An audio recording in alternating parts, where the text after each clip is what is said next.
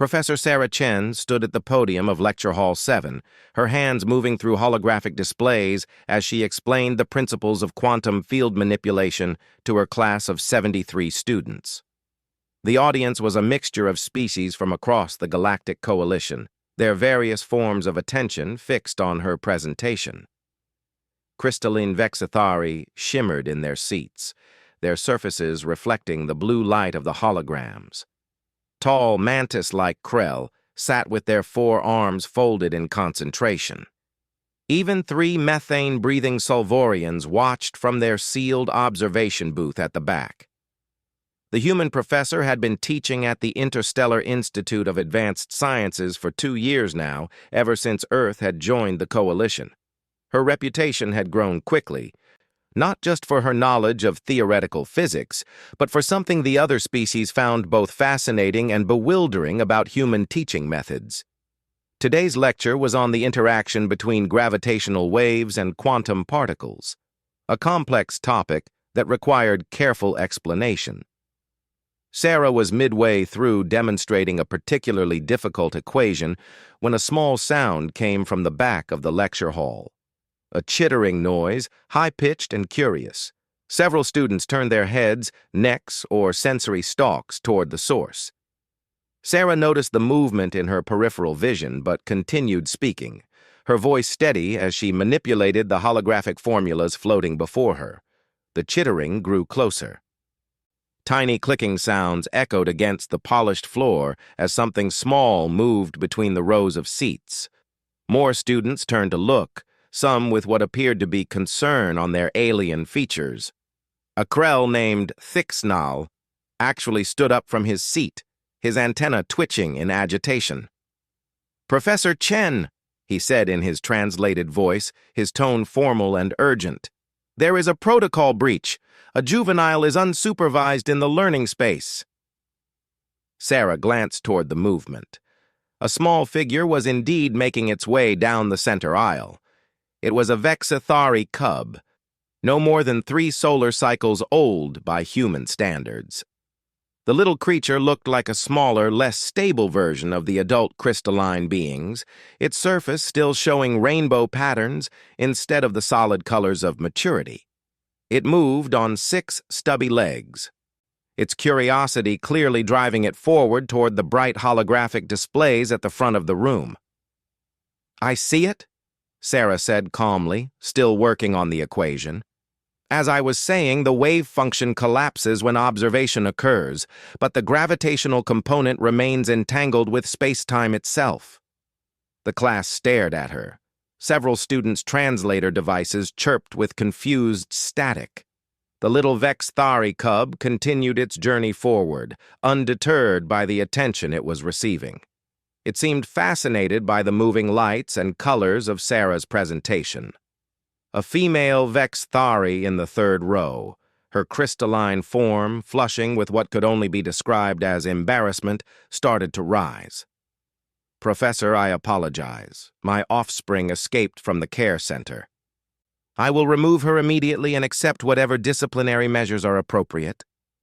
Sarah looked up from her work and smiled at the worried parent. "It's fine, Kira Vex. She's not hurting anything. Let her come up if she wants." The entire lecture hall fell into stunned silence. Even the Solvorians in their sealed booth seemed to press closer to their viewing glass.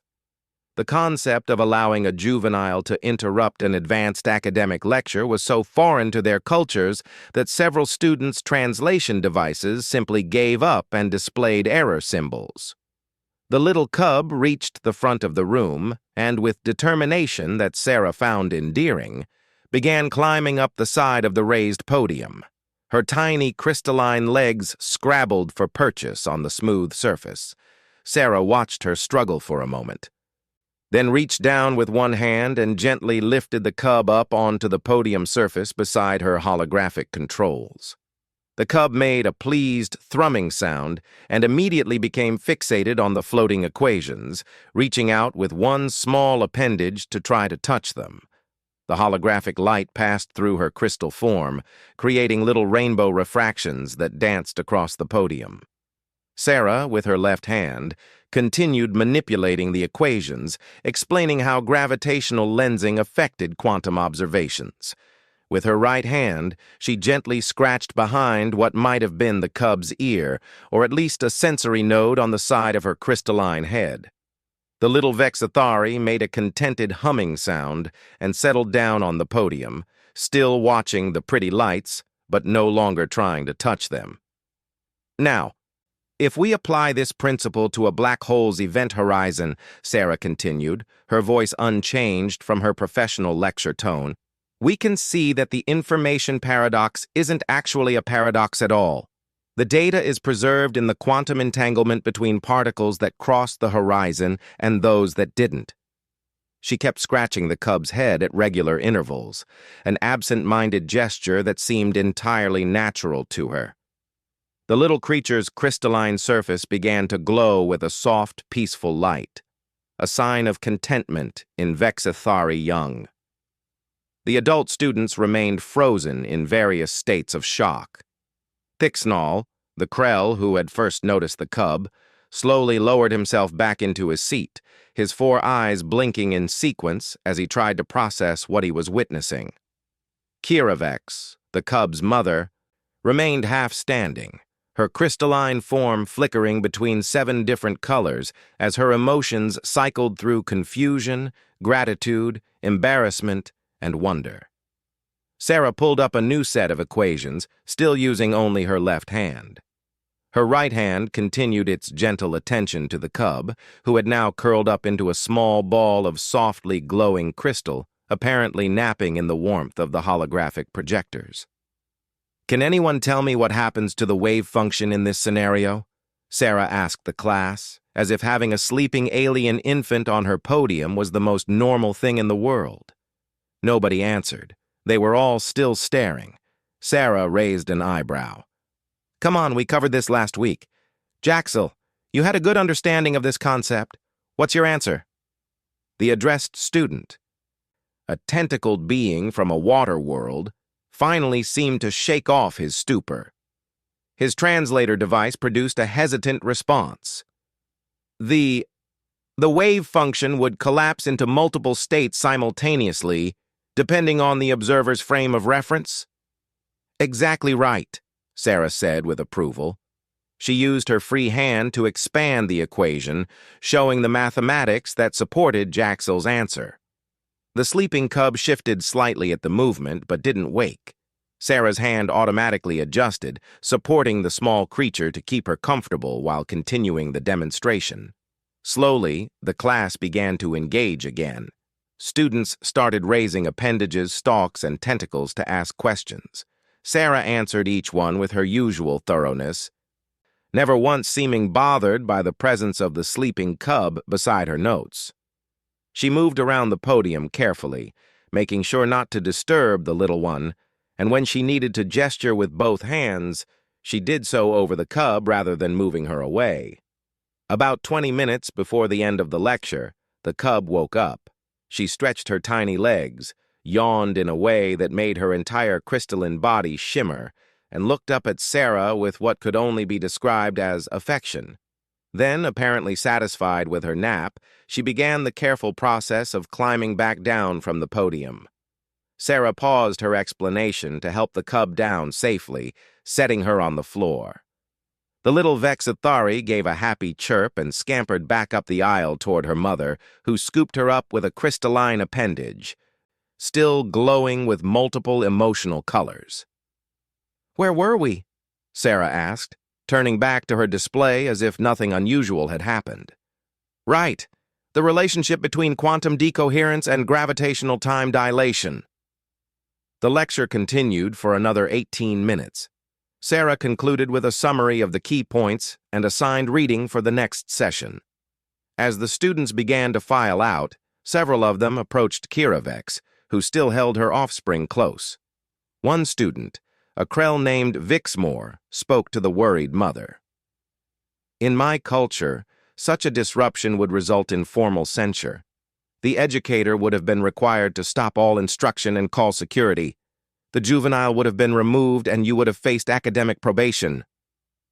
Kiravex's colors dimmed with shame, but Vixmore continued, his tone thoughtful. But the human did not stop. She adapted. She provided care while continuing to educate. I learned more in this lecture than I have in many others because I was not distracted by protocol anxiety. I could focus on the material because she made the situation normal. Other students murmured agreement in their various forms of communication. Several approached Sarah as she gathered her materials. "Professor Chen," Thixnall said, his formal tone softened. "I must ask, how did you maintain your teaching efficiency while simultaneously caring for Kiravex's offspring? Our species requires complete focus for either task. To combine them is considered impossible." Sarah looked genuinely puzzled by the question. "I wasn't doing anything special. Back on Earth, teachers deal with interruptions all the time. Sometimes a student needs extra help. Sometimes there's a technical problem. Sometimes someone's not feeling well. You just handle it and keep going. And kids are kids, no matter what species they are. If they're not in danger and not hurting anyone, there's no reason to make a big fuss about it."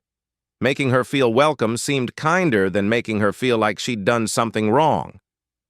"But the multitasking," Jaxel said, his tentacles waving with emphasis. "The ability to process complex mathematical concepts while simultaneously monitoring and caring for a juvenile, maintaining vocal instruction, operating holographic controls, and tracking the attention states of 73 students. My species would require at least 4 individuals to accomplish what you did alone." Sarah shrugged, a gesture that several of the students had learned to recognize as a uniquely human expression. "Humans are pretty good at dividing our attention. Evolution, I guess. Our ancestors had to watch for predators while gathering food, keeping track of their kids, and maintaining social bonds with their group. We're built to handle multiple things at once." She smiled at the little cub, who peeked out from her mother's protective embrace and gave a happy chirp. "Besides, she was really well behaved, just curious and tired. Nothing wrong with that." As the students left the lecture hall, they carried with them more than just knowledge about quantum field manipulation. They had witnessed something that would become a story told throughout the Institute, an example of what made human teachers unique in the Coalition. Not their knowledge, which many species possessed, but their flexibility, their compassion, and their strange ability to simply carry on when the unexpected occurred. In the faculty lounge that evening, Professor Chen mentioned the incident to a colleague, a Vexithari elder named Tomrik, who taught biochemistry. "Kiravex's daughter visited my lecture today," Sarah said casually, reviewing student assessments on her datapad. "And you called security?" Tomrik asked, his surface flickering with concern. "No, why would I? She was adorable. Took a nap on my podium." The elder Vexithari stared at her for a long moment. Then his surface began to glow with what Sarah had learned to recognize as amusement. "You humans are very strange. But I am beginning to think that strangeness is exactly what the Coalition needs in its educators. My daughter has already sent me a message. She says her offspring would not stop humming happily all evening." Sarah grinned. "Good. Tell Kiravex she's welcome to bring her daughter to lectures any time. Maybe I'll learn to explain quantum physics simply enough that even a 3-cycle-old can find it interesting." Tomrik's glow intensified. "Now you are just showing off." But he said it with warmth, and Sarah laughed, the sound echoing through the faculty lounge. Somewhere in the student dormitories, 73 students from across the galaxy tried to explain to their friends what they had witnessed. Most of them failed, because how could you describe something so uniquely human? How could you explain the casual grace of a species that could teach advanced physics with one hand and comfort a child with the other, never once suggesting that either task was less important than the other?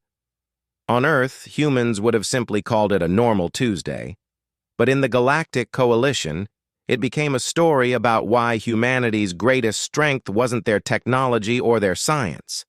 It was their ability to be kind without stopping being competent, to be flexible without losing focus, and to make room for a sleepy little cub on a lecture podium without ever breaking stride.